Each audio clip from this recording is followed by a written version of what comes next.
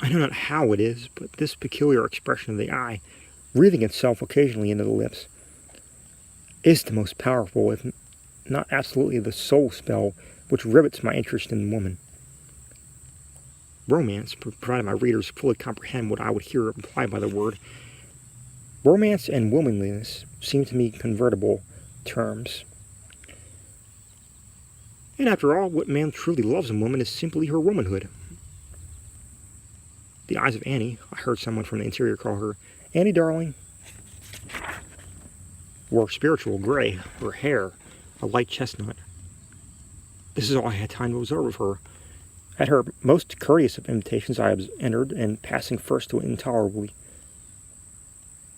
wide vestibule.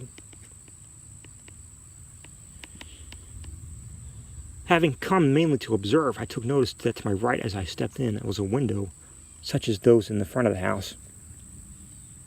To the left, a door leading into the principal room, while opposite me an open door enabled me to see a small apartment, just the size of the vestibule, arranged as a study and having a large bow window looking out to the north. Passing into the parlor, I found myself with a Mr. Landor. For this, I afterwards found, was his name.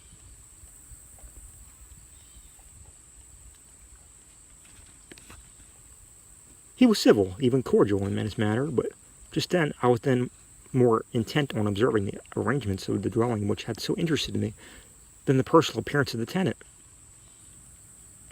The north wing I now saw was a bedchamber, its door opened into the parlor. West of this door was a single window looking out toward the brook. At the west end of the parlor were a fireplace and a door leading to the west wing. Probably a kitchen. Nothing could be more rigorously simple than the furniture of the parlor. On the floor was an ingrain carpet of excellent texture, a white ground spotted with small circular green figures. At the windows were curtains of snowy white. Jaconate muslin. They were tolerably full and hung decisively, perhaps rather formally, in sharp parallel plates to the floor, just to the floor. The walls were papered with a French paper of great delicacy, a silver ground, with a faint green cord running zigzag throughout. Its expanse was relieved merely by 3 of Julien's exquisite lithographs, H.W.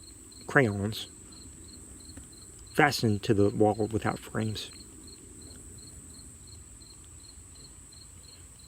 One of these drawings was a scene of oriental luxury or of voluptuousness. Another was, quote-unquote, carnival piece, spirited beyond compare. The third was a Greek female head, a face so divinely beautiful and yet of an expression so provokingly indeterminate, never before arrested my attention.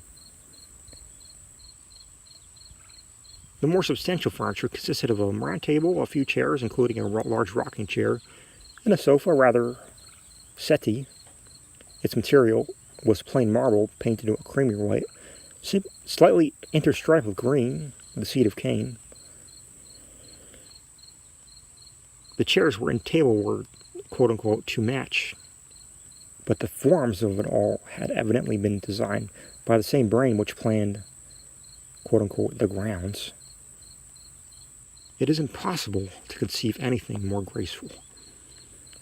On the table were a few books, a large quarter crystal bottle of some novel perfume, a plain ground glass astral, not solar lamp, with an Italian shade, and a large vase of resplendently blooming flowers.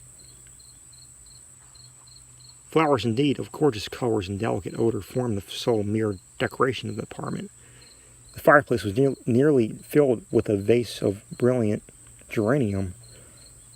On a triangular shelf in each angle of the room stood also a similar vase, varied only as to its lovely contents. 1 or 2 smaller bouquets adorned the mantel, and late violets clustered about the open windows.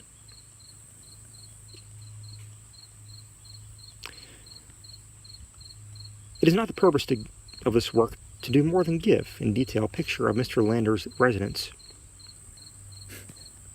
as I found it.